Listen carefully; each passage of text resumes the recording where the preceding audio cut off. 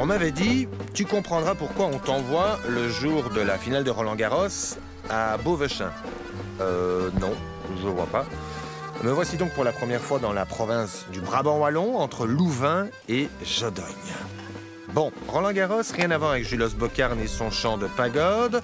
Face à ce patrimoine exceptionnel, la ferme de Waange et son porche carré. Les pavés, peut-être? Non, Roland-Garros n'a jamais participé à Paris-Roubaix. Est-ce qu'il pratiquait du judo, comme au Judo Club Tori à 1000?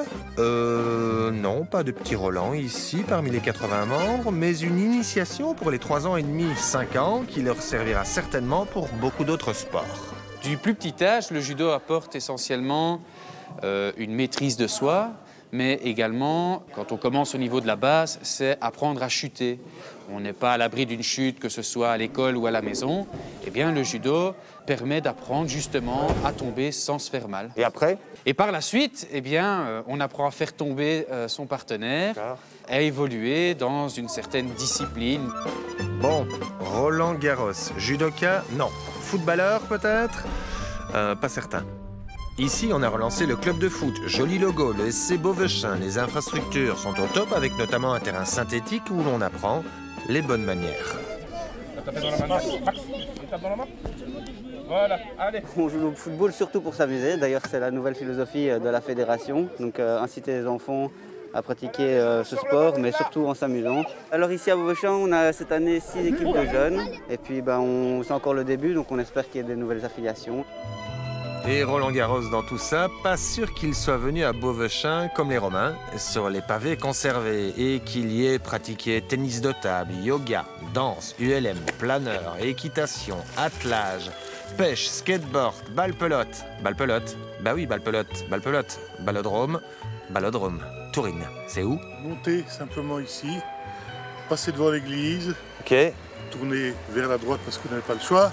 Et donc, voici le ballodrome de la Paume tourinoise qui est classé, tout comme l'église Saint-Martin qui fête son millénaire. Oh, les gâtés! C'est vrai qu'on est gâtés. On a une commune qui pense quand même un peu au sport, entre parenthèses, oublié. C'est un jeu de paysans, je vais dire. Ah oui? C'est pas le tennis, c'est pas les jeux maintenant, c'est les jeux vidéo, c'est le tennis, c'est le hockey maintenant, dans le pelote. Bon, je ne comprends rien à ce sport et je ne suis pas sûr d'avoir tout compris. Ça s'appelle une chasse. Non, ça s'appelle une courte. Alors les autres, ils vont dire, on boit avec, hein. Donc ça veut dire qu'il doit payer sa tournée. Fermez tes doigts. Ça fait mal. Oh. Mais il faut des paluches de gros maçons.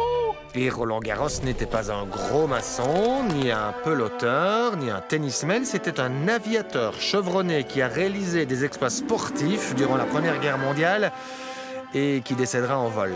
Et en fait, le principal mécène du premier stade de tennis parisien était son ami d'école. Et il a voulu lui rendre hommage en appelant le stade Roland-Garros.